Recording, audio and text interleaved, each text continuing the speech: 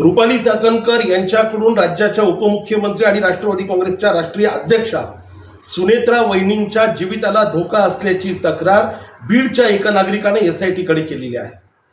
ही तक्रार जर मागच्या काही गोष्टींचा विचार केला तर निश्चितपणे गांभीर्यपूर्वक घेण्यासारखी आहे।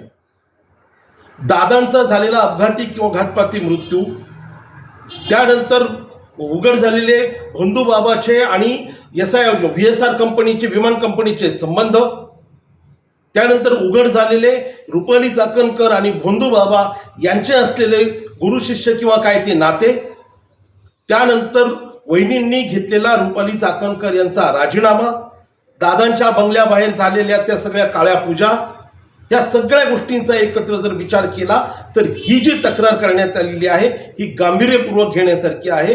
आदरणीय सुनेत्रा वहिनी यांच्या जीविताला जर धोका असेल तर याविषयी लवकरात लवकर चौकशी होणं गरजेचं आहे आणि दादांच्या ह्या सगळ्या घातपात किंवा अपघातामध्ये भोंदूबाबाचा काही संबंध आहे का याचा देखील चौकशीमध्ये समावेश असणं हे अत्यंत गरजेचं आहे।